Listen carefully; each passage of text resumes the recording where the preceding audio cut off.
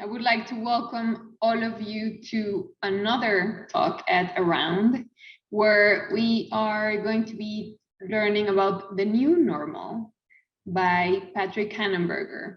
So this is all really good stuff. I would like to introduce you Patrick Hanenberger. He will be sharing how VR kept his collaborative energy alive during the COVID pandemic and how VR is reshaping the design process for feature animation.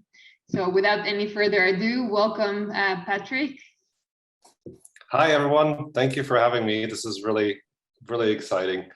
Let me share my screen real quick and then see if we can get set up.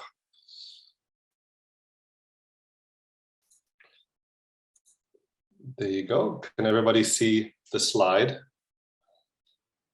Just give me a quick visual. Looks good. Good. Excellent.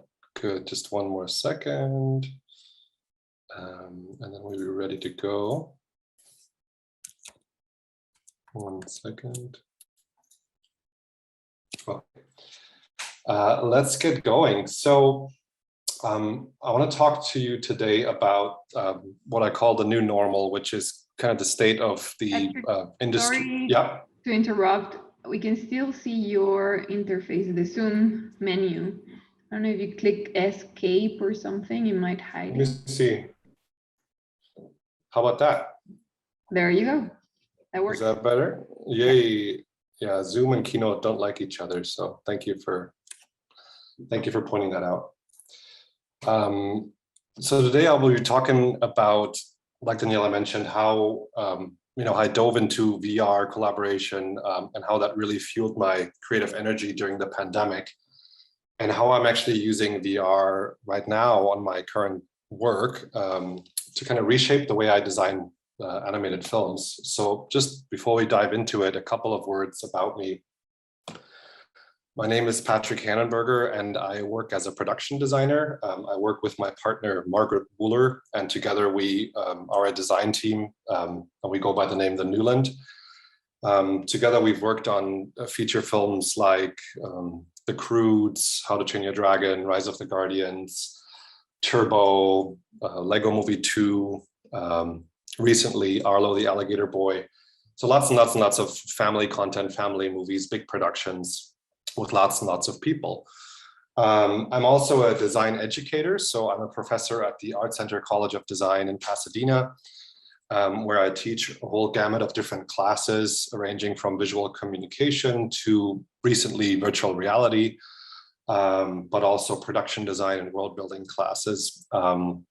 And in my teaching career, I have very much focused on kind of pushing the boundaries of what it means to teach a class, and always try to disrupt a little bit the kind of status quo and pushing the students 10 years forward. So in my teaching, I've always very much focused on preparing my students for what their future will be like, and not so much worrying about what has happened in the past. So I designed a lot of new courses at Art Center, which is very exciting. I'm also a member of the program board at the FMX conference in Germany. That'll happen again next spring. And there I built the concept track and curate all the concept art speakers that come to the conference. So getting started, how I got into virtual production is what I want to talk about a little bit now. And to kind of caveat one thing is that in digital animation, we have actually always been in virtual production. Virtual production is a big buzzword right now if you work in film and visual effects. Mainly driven from the visual effects live action side of things, where production's becoming more and more digitized, so to say. And the thing that you always mention to a non-animation person is saying that, look, in animation, we've always been 100% digital ever since animation went digital. So as you can see here, this is from one of my latest projects, the Lego Movie 2. This is a contact sheet of all the key scenes of the film, fully executed in final look. You might have seen this in these kind of color scripts and painted forms, but this is actually the final executed version of every single color key that was painted as the final frame. And what I always explain to people that are not familiar with the animation process, that every single thing on an animated film is in the virtual space. So the sets are all virtual, the characters are all virtual, the matte paintings, the backgrounds, everything is done in the virtual space. So the big takeaway, animation has always been in virtual production, but what's new now and what's changing is the virtual collaboration. And this is what I'm going to focus on. So how we work together and how we use digital tools, and especially in particular virtual reality, to collaborate in a new kind of way. And that's really what got me interested. So a little bit winding back the clock, 10 years ago, I designed a project called The Rise of the Guardians at DreamWorks Animation. And when I became the production designer on that project, I set myself this goal that I wanted all the concept artists to be in Maya. And again, that was in 2010, that wasn't very usual, and now it is very common that all concept artists work in 3D, but 10 years ago that still wasn't very much so. So we wanted all the concept artists in 3D. We wanted the art department and the story department to work very closely together and actually figure out the spaces, the sets together. Because in animation, that's often where a big disruption happens, where you design sets on one way and then storyboard teams board sequences that take place completely somewhere else. And then you have a big disconnect in the production that costs a lot of money to fix. So I wanted those teams to be attached by the hip.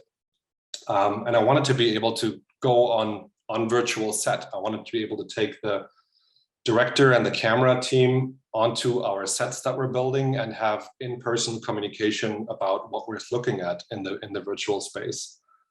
And I wanted to be able to then also make design adjustments on the fly. And so again, these things were all new in 2010. So I'm going to show you a little video real quick. I'm going to talk over it while it plays. So here you see a bunch of us. We're all much younger. I have to always smile when I see this video. But there's me, for example, holding a virtual camera. There's Pete Maynes and Max Boas, the art director and visual development artist. That's Jake Isaacs. And we're actually setting up a scout session in the camera room.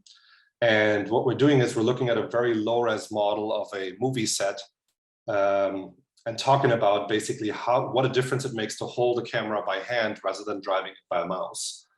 And so even here, we're walking around in these virtual spaces. Here you see the head of story, Hamish Grief, who's now directing at Paramount, and myself blocking out a scene and kind of brainstorming, how could we tell that story that was written in the pages in the script, and how can we storyboard it, and how can we design it at the same time to shoot the scene how we want to shoot it. There's Max, again, on the camera, blocking out more camera angles. And what you can see here is there's analog artwork, there's drawings and pictures and paintings on the walls. This is in a separate room next door where we're discussing more artwork. And it's constantly going, in and out of 2D to 3D, 2D to 3D. So looking at drawings, going back into 3D, looking at drawings and going back into 3D.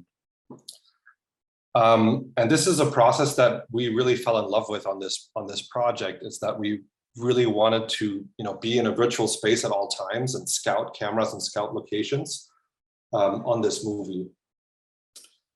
Further down the line, then here you see, this is then how this takes on bigger shape. This is Peter Ramsey, the director of Guardians, who then later on directed Spider-Verse, and Damon O'Byrne, the head of camera on Guardians. And here you see them basically planning a scene. They're going through script pages and storyboards.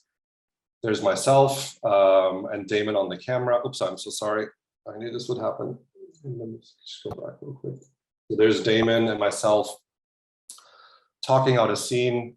There's the actual virtual set that you see there. And there's Damon and me again discussing where are we, what do we need to design, what's actually happening before anything is even built. And there you see the actors blocking out the scene, what yet has to be designed. So this is all, again, just a way to pre-visualize what we actually need to build. So Rise of the Guardians was, and at this time, my first real big experience of diving into virtual production. And at the time, it was the most complex movie that DreamWorks had done in terms of set count and location count, the amount of characters used. And we thank a lot of that to the virtual production workflow. It made it extremely fun to work together with all teams. in the virtual space and just broke down a lot of barriers. After that, I worked on another movie, which I don't want to name because it's very unprofessional to talk about things that didn't go so well. But the next project I worked on, so let's just call it movie B for now, there was substantially less virtual collaboration present because that particular studio did not have a virtual camera room. The virtual camera room is what I just showed you. But everybody was very interested in virtual production. And so they mentioned to me, like, what about VR? Shall we try doing some things with VR? Because they had actually been doing some things on the commercial side with VR and like theme park rides. And so we actually ended up using, iPhones with kind of cardboard headsets and using an app or a viewer that could view really simple 360 sets in virtual reality.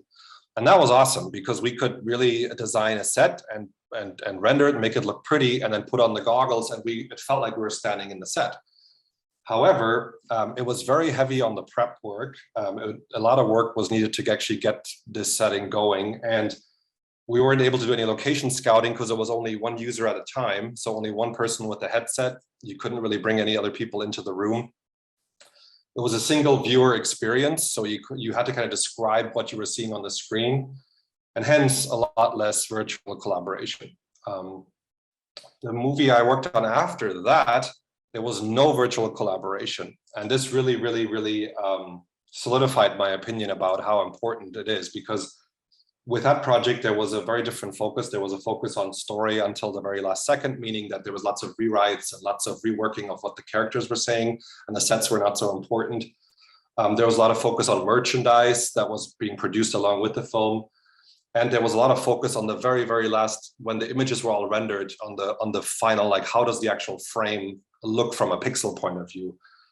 However, as a production designer, what I'm most interested in is the collaboration between the concept artists and the storyboard artists and the camera. Like those three things are where the movie is really being shaped. So on this movie, we had none of that, which the result out of that was I swore to myself, I'll never work like this again. So virtual production all the way. And the trend was, for my career over the last 10 years was declining until I dove heavily back into virtual reality.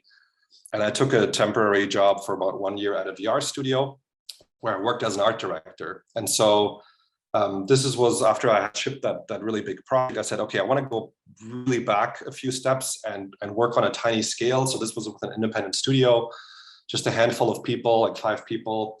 But I spent 1 entire year working in VR on an unannounced project that is going to be very cool. But it gave me a huge exposure to what actually VR, the state of VR was.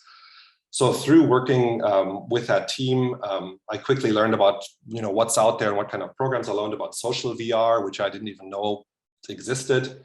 VR Chat, Engage, Altspace, Rec Room, those are all programs that we explored and researched and basically studied and analyzed. And I thought this was so cool and so interesting, but I just didn't quite know what to do with it at the time. So the light bulb hadn't gone off yet. Until right around that time, Rec Room released this maker tool, a co-op build version, basically, where you could now go into a room together with a bunch of people, and you could use this tool called the maker tool. For those of you who haven't used Rec Room, it's basically a really simple modeling tool, and you can model primitives and geometry. And that's when I realized, wow, could really be a game changer, that you not only are in VR and interacting with people, but you can actually create together. And that's where I was able to connect all the dots and having a spark of what to do next. So right around that time, when I had that idea to do something, the pandemic hit. And this was, of course, for all of us, a very horrible experience, being locked at home and on lockdown. And it really forced us to kind of rethink the way we work. For me, the timing was coincidentally very, very fascinating, because it was just around that time where I had learned all about this VR work and these possibilities in VR. And all of a sudden I was forced to work from home and still connect a team of designers to work together. So what I did right away was I contacted my boss at the Art Center, College of Design, the provost, Karen Hoffman, and I said, look, this was in the spring of 2020, early stages of the pandemic. It's like, we have to do something with VR. let me design you a class where we teach the whole thing through headsets. Like, never been done before at Art Center. And yes, we have had headsets and we've used like single user apps, but we've never just met as avatars and worked together in VR. And she said, yep, sure, go for it. You know, you've done it before, you've come up with totally new classes, and I'm sure you can do it again. So we did. We built a whole fully taught in VR class called VR Concepts. And I'll talk a little bit more about that. So the criteria for that VR class that I set myself were, I wanted to teach VR native creation, so tools like Gravity Sketch or Medium. So these are, you know, the tools that you create in Gravity with. So that was kind of the basics for the class. I wanted the students to be able to collaborate virtually in a virtual space. I wanted the students to be able to do non-VR creation, such as like concept art in Photoshop or traditional drawings or a model in Blender, and bring it into VR so that they can experience that non-native VR in VR. I wanted to have no Zoom screens in the class. So whenever we could, we turned off the screens. It was, you know, when we had tech issues, we'd have to sometimes jump into Zoom, but most of the classes, we actually went straight into VR and met there. And I needed some kind of group and user management tool in VR where I can invite users, I can set up private rooms, because this was out all in the public. And so this was kind of the idea of the class, you know, this really idyllic, beautiful, wonderful VR experience of the future. What it really looked like was more like this. It was a big mess in the beginning from a technical side, because again, there was no pipeline, there's no process. It was all just myself establishing basically this, how do we work, you know, with free software, or, you know, how do the students get headsets, first of all, in the pandemic? Like, how do we get them the hardware, you know, to their houses? How do we get them all the right software installed? How do we get their accounts set up? How do we get them to install all the right programs so that we can actually meet in the virtual space? So there's a lot of front end work on my behalf to actually get this class up and running, to get everybody, you know, into the right space. So at that time, I was really just asking every single person I knew, you know, does anyone know anything about VR? What can I do? How can I help? And I was writing a lot of the developers directly as well. Just saying, hey, I'm teaching this class. Do you want to help? Are you interested? Do you want to be part of this? You know, help me set this up. And so the first program where I got sort of a bite was at Altspace VR. There was a super awesome support person called Yunji. So thank you, Yunji, if you're listening. Awesome. And Yunji really helped us kind of get everyone in and get everybody set up. And VR became sort of our home base for the class. Altspace became sort of the home base for the class, where we would regularly meet and do our class in. At that time, also, Altspace was releasing the world's beta version. So we were beta testing the world building tool that they have. And at the end of the class, the students were actually, you know, building their own worlds. I'll talk more about that in a second. In terms of Rec Room, we also ended up using Rec Room a lot. So I'll show you a little clip here about the class. So you can see that's us, you know, with the dry erase board, zipping around. You know, this is all in Rec Room, and then starting to create. This is the Art Center building that we're sculpting as a team effort. So we're building the actual campus virtually. That's a 2-week assignment. And this was really incredible. You know, it doesn't, you know, if you compare this to, you know, Medium or Gravity Sketch, it's nothing in terms of its graphics power. But why we did this was because we could collaborate. We could talk, we could be in the same room together during the pandemic. We could design, we could talk about design, we can critique each other's work. But obviously the fidelity just wasn't there. And so Rec Room was a great kind of collaboration creation tool, but that's what it was. So in the class, like I was mentioning, students create designs and assets in non-VR. This work done by Wilson Wang. But the goal was also to get their work then into a virtual space where they can actually be reviewed and looked at. Same thing, this is done by Victoria. Emo, a character that she built, I think, in Gravity Sketch, designed a UI in Photoshop, but then actually get this into Altspace and get this viewable in Altspace where you can walk around and evaluate this asset that you've designed, this avatar you've designed in the actual medium. This is more of the VR native kind of creation, a medium to Blender workflow that I show the students as well. I'm sure there'll be lots more of that on the conference done by Andrew Wong. However, whatever we took out of the class, the most enjoyable part of it was the collaboration. That was really what resonated with the students, because as you know, you can learn a software today on YouTube, in a week. There's so much information out there, or you can take, private classes or subscribe to individual videos. There's a lot of ways you can learn a software, learn how to push the buttons, but the collaboration, I felt like, was something that we hadn't experienced, through the pandemic a long time. And that's something that I was really proud of, that I could give the students a sense of being together and collaborating. This is our actual classroom in the class. And then Gravity Sketch released Co-Create at the time, I think it was called. And I wrote them right away. It's like, I want to beta test this as soon as possible. And they said yes. And at the time it was Emil and Becca that helped me. So thank you at that time. They were then the next people that really jumped in. It's like, let us help you with your class. Let it take it to the next level. So I'll show another video about that, kind of a highlights reel from the last class that I taught in VR.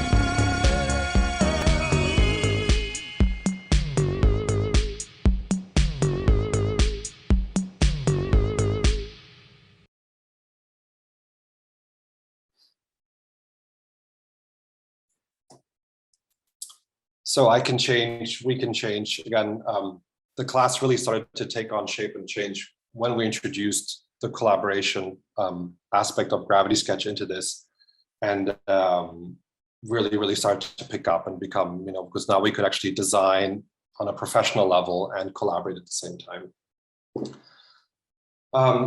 So in terms of my process now, how I work now, so what I've learned from the teaching and the collaboration is that I've actually been able to completely implement this seamlessly into my work life as well. So when I work on movies. And now I'm able to use Gravity Sketch specifically to design movie sets remotely across the world. So for example, on the show that I'm working on right now, we have artists that are in the Netherlands. Myself, I'm in Germany. Sometimes I'm in Los Angeles. A lot of our artists are in LA. We have an artist in the Philippines. So we have people in England. So all over the world, basically.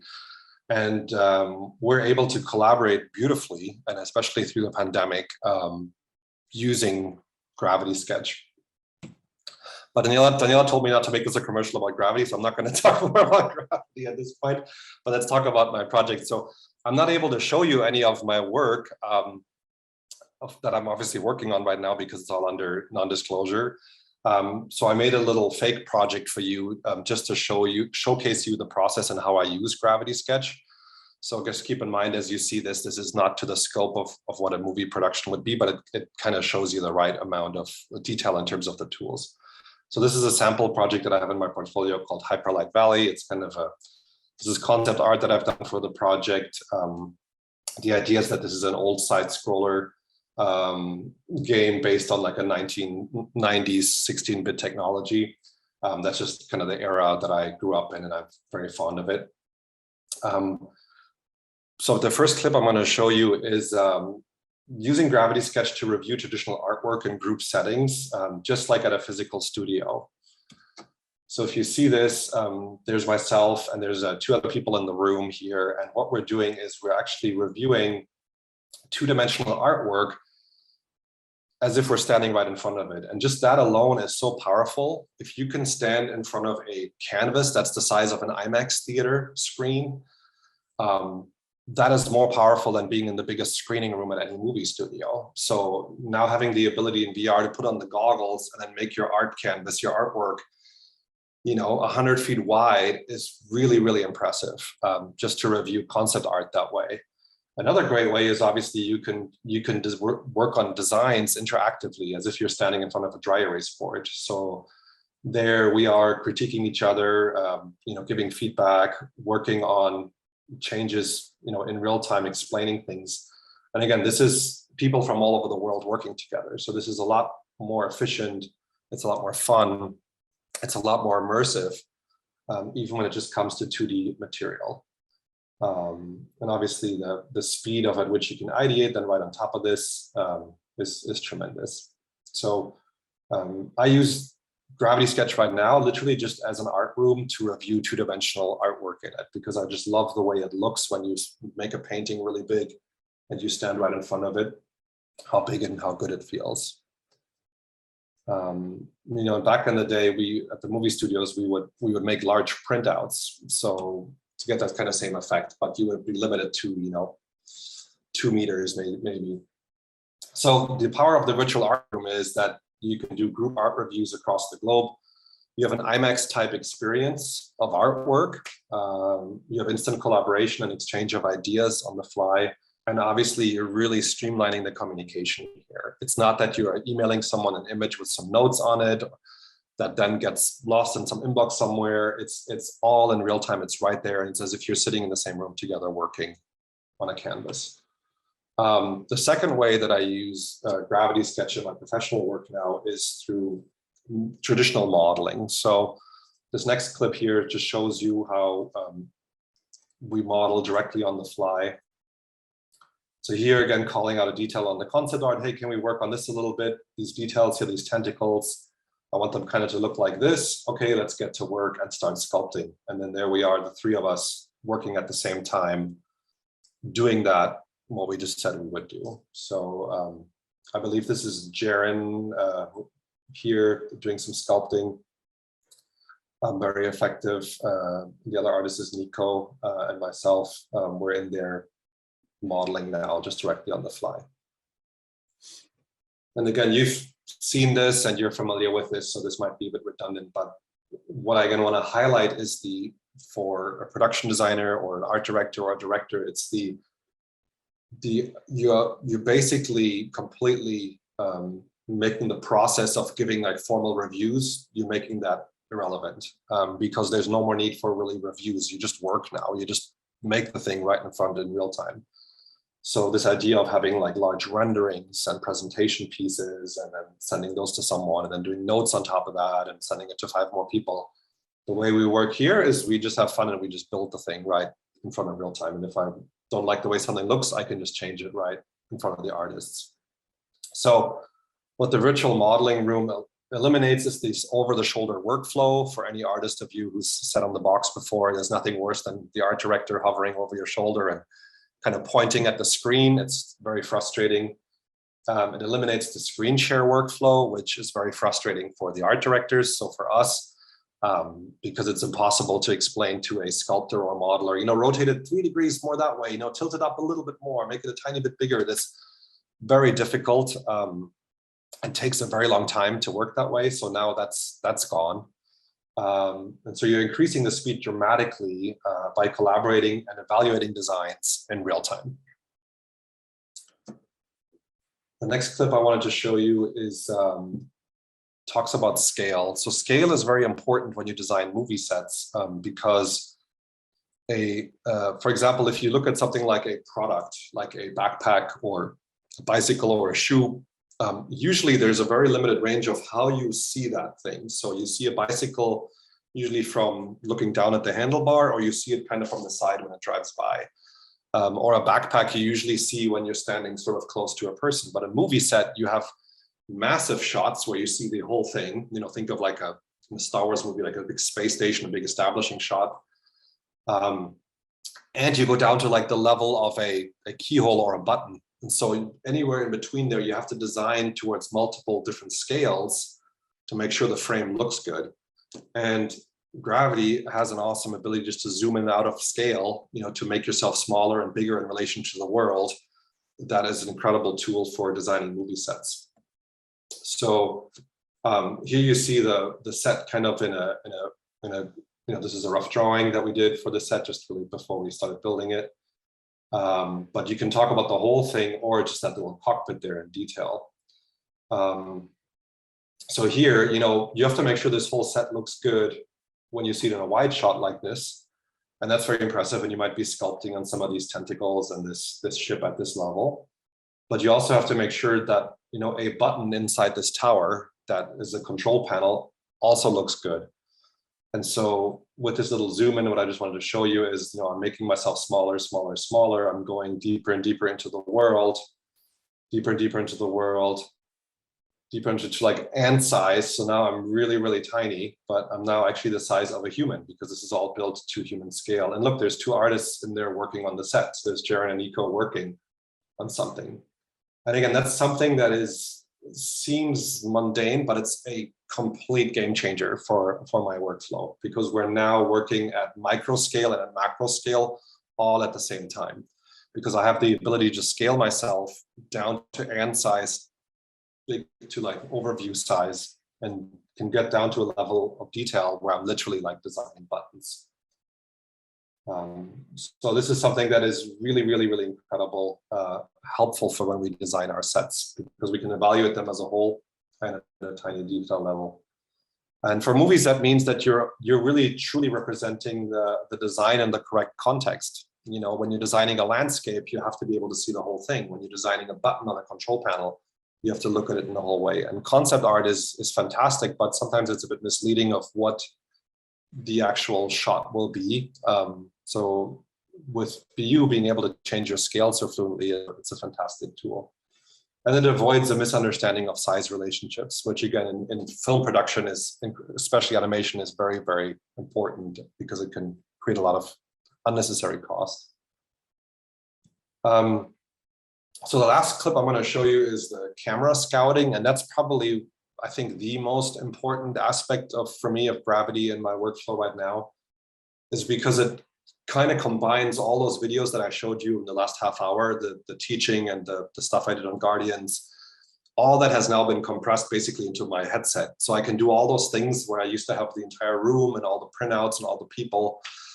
I have that now all in my headset right in front of me. And this camera scouting, again, shows that really clearly. So I'm just going to do that. So here you see these little cameras that we're setting up. They're just little pieces of geometry that we modeled.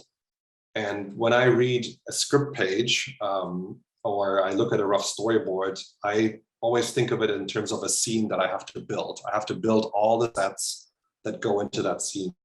So in Gravity, what I'm doing here is I'm blocking out an imaginary story for this project, and I'm setting up cameras where I think all the action would take place.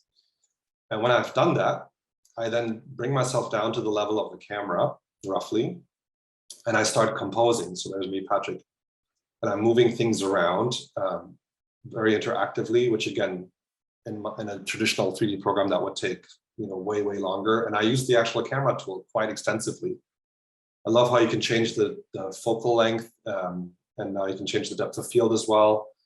And I use this as the underbase for concept art. Or sometimes we do scouts like this and we actually send these screen grabs to the story team and they use it as an underlay. We also use this for, you know, previs. So before we send this to previs, we take a couple of snapshots, we scout out the whole location, give it to the previs team before they actually start doing their animatics. But and here you see the snapshots that we're taking, we're placing them directly into the scene. So here we are creating different compositions. Again, the 3D cameras serve as markers.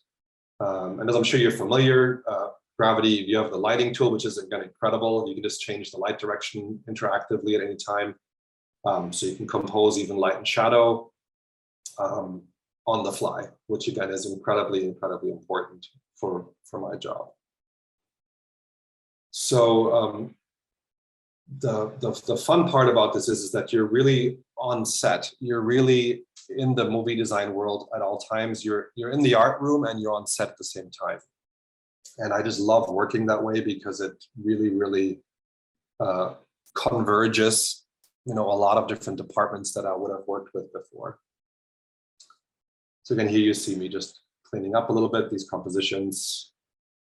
And what that does is, again, it creates a tool that helps me plan the scene before we actually build the scene, with all the CG modelers. So I can plan the scene visually with story in mind, and I can plan ahead for set construction. It helps me to prevent the overbuilding of locations. What overbuilding is again, I try to only in my movies build what you see in the frame of the movie. So if you pointed the camera 10 degrees to the side, there would be nothing there. I really just try to build what you see in the camera, because then I have more time and more money to make that look better, rather than overbuilding, which is, from a world building perspective, great, but if it doesn't exist on screen, it doesn't exist in the movie. It creates a fluid cycle back to concept art as well. So oftentimes we just put two artists together on a team, like one Gravity artist, one concept artist, and they just cycle back and forth, taking screen grabs, doing paint overs, going back into Gravity, back and forth. We've had teams where both artists actually do both. So two Gravity artists are also two concept artists, and they bounce back and forth. And that's been super fluid. And it's a great way just to support the storyboarding process. Again, think of working remotely, with story artists all over the world. Someone has a question of, well, how does that set look like when I'm up in that control room? My scene takes place on that control panel. I want to get some camera angles of those buttons. Can we take a quick session? Sure, I'll put on my goggles, I'll screen share, and I'll show them the space. Or if they have the VR capability, they meet me in the room. And so again, for the concept art, it's great. This was then a quick 16-bit paint over I did for you for this presentation. It's such a great tool because it just allows me to be completely fluid at all times, going in and out of artwork. So the end and the summary, and I would love to hear some questions from you in about 5 minutes when I'm done with the talk. I can't wait to talk more about this. The new normal. So this was an image that Facebook released this summer, and the article was something about saying, this is how the Facebook VR team works now. And it's that's fantastic. That's the new normal now. So the giant Facebook, who now does meetings this way. So what that means is that this is not going to go away. This is how we work now. This is the new normal. And we should, because it's incredibly helpful and it's incredibly fun, and it's a great way to work. So the new normal means full virtual education and full virtual production. So what that means is that we can continue to evolve processes to make work more effective and enjoyable. It's important that we love our work and that we enjoy doing what we're doing as designers. And working virtually helps us do that. It also helps us continue to streamline production, to reduce waste and resources. I mean, just imagine all those plane tickets that you used to have to buy to be in a room together with people if you're working across the world. All the gasoline that gets burned, all the travel costs. It's now you put on your headset and you can be anywhere in the world on set, working directly with the director. So it's an incredibly sustainable, green way of working in the future. It's a great tool to democratize global education. Now you can have students that are living in a very remote place somewhere in the world. They might be able to score a scholarship to a university across the globe and be able to work in the classroom via VR with the other students. If we just take my little class as a prototype, think 10 years ahead in the future. This will be just a total norm. Every university will have these classes, and this option to just, instead of teaching online, you'll teach in VR. I'm quite certain that'll be the case very soon. And that's a great thing. And even better, it democratizes the global workforce. Again, working this way, so remotely and so connected at the same time, has allowed us really to bring artists in from all over the world, and continues to do so. So it gives people all across the world a chance to work on projects that are halfway around the globe without having to pack their apartment, pack their suitcases, deal with visa issues, all those things, to just go to a place to be able to work there. If we work this way virtually, we can work anywhere in the world. And with that, I want to say thank you. My contact info is right here. Hit me up anytime if you have any particular questions. But again, now I think we have a chunk of time, so I'd love to hear more from you through the chat, through Daniela, and I'll stop sharing my screen. Great. Thanks so much, Patrick. There's a lot of really good comments. I can see some questions, but definitely a lot of wows and amazings, and people just being super impressed with your work. That's great to hear. That's great to hear. Yeah, definitely a lot of those. Thank you. Great presentation. There's one question here, which is, there's many, but this one. Patrick's presentation about scale brings up a problem I've run into when I build a large environment, but then zoom down to human scale. The geometry in the distance gets called out of view. Is there a way in Gravity Sketch to override the calling? A configuration file tweak, at least for snapshots, I have a 3080, so it would be able to render everything. That's a great question for Gravity Sketch. Yeah, it's a great question for Gravity Sketch. Yeah, when I started reading it, I was like, I think this is for Patrick, but not really. I think we can answer this offline, definitely. Yeah, there's you saw there was popping on the set, there's a shader that popped in and out if you go to a certain distance. So there's stuff to be ironed out, but we're already so knee deep into it. It's so great, but this will just continue to improve. I'm certain of it. Something really interesting that has definitely come up in our conversations is, the fact that you are kind of like a 24-hour studio, and this is something that you said. You basically are working with artists and designers and creatives all over the world, and that's amazing. Can you tell us a little bit more about that? Because I think there's a lot of comments around people being able to work remotely from anywhere, Bali, Thailand, and so on. So it used to be before this, very much a hindrance if you worked far away from the workplace, right? So let's say if you work you want to work on a movie that's being made in Los Angeles, and you want to be a concept artist, work with the production designer. It used to be that you had to really be local so that you can have easy communication with them. And so I feel like, for the past 5 years, that's kind of gone away, that you've been able to just hand in your work over a server, and screen sharing, and everything has gotten free and cheap and fast, and the tablets have gotten so powerful. So I've actually always liked bringing in talent from all over the world, because I feel like it really opened up my horizon. It didn't have to just use the 6-7 people that were available at that time in my town. But I love working with people from all over the world if they're flexible with their time zones. And so when I cast an art department, I actually make it a point to cast from different time zones intentionally, so that we can work around the clock. So if I say, it's 5 o'clock in my time zone, and I get a feedback from the director says, I want that tree to be 3 times as tall, and I want there to be 6 times as many trees, and I want them to be rainbow colors. Can you have it by tomorrow? I say, no problem.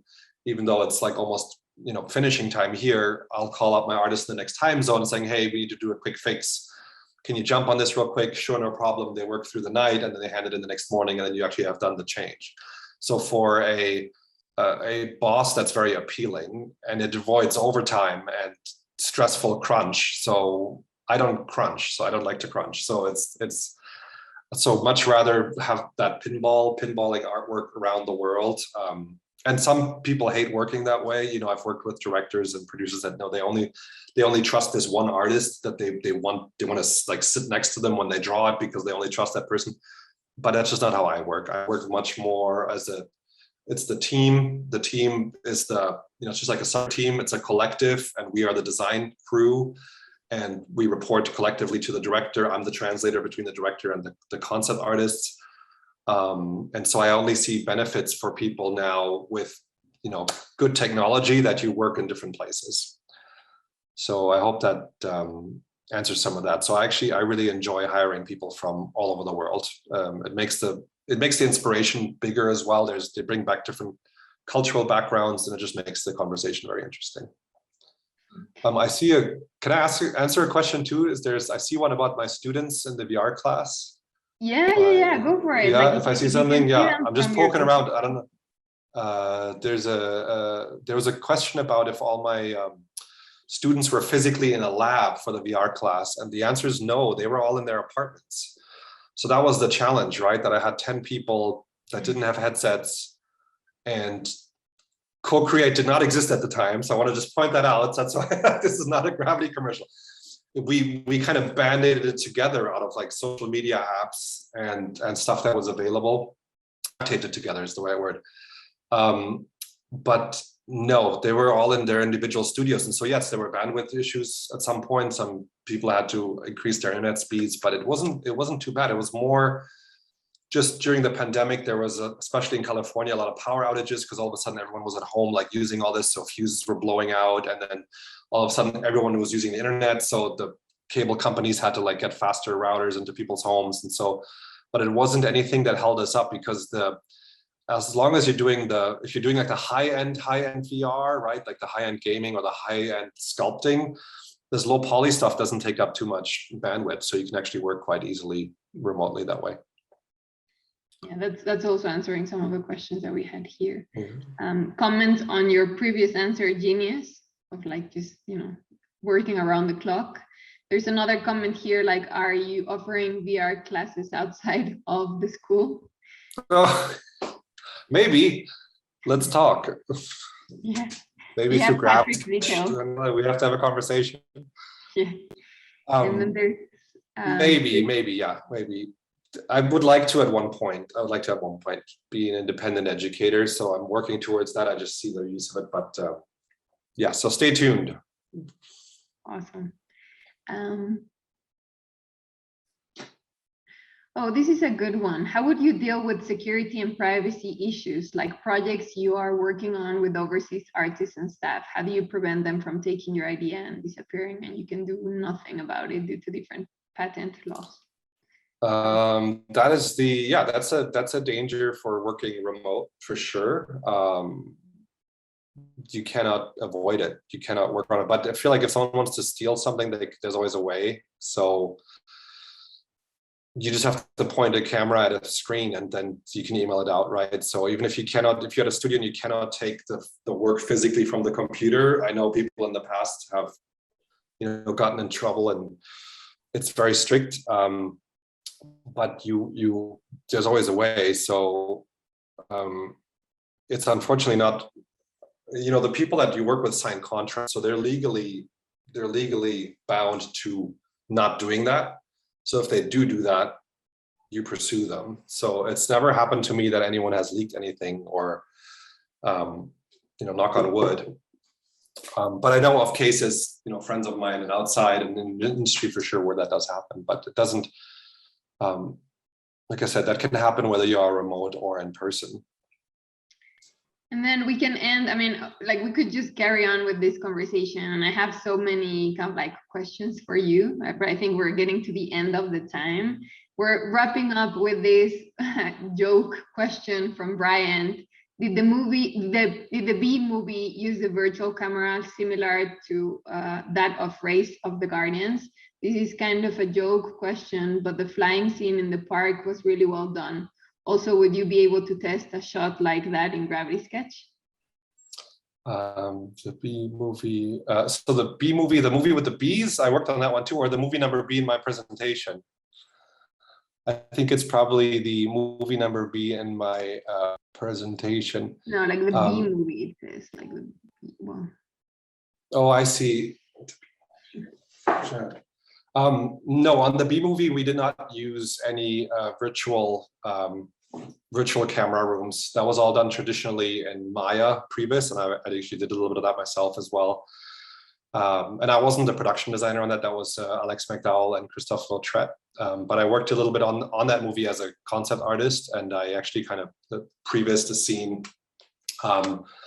But no, that didn't exist at the time, that technology yet. That was, I think, 2006, 2007, and the camera room wasn't there yet. And I think something like that to do in Gravity, we need to talk. There's a couple of tools we're still missing, but there's a, you know, it's the next step, I think, in the evolution for Gravity is to be able to move a camera through a space and set basic keyframes for that. That would be required to do something like that. But if that existed, then yes, you could totally block out a scene like that in Gravity Sketch. Absolutely.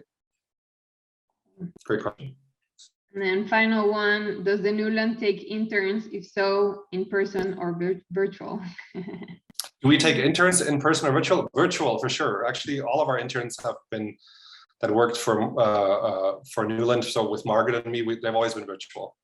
So since 2014, we've had interns. They always are remote. Nice.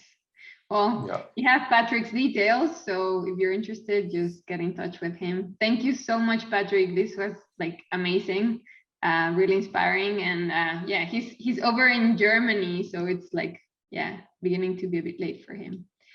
Thank you so much, Daniela, for the opportunity to talk about my workflow. I really enjoy sharing that, and I can't wait to see what Jama is going to talk about because he's awesome. Love Jama. Yeah.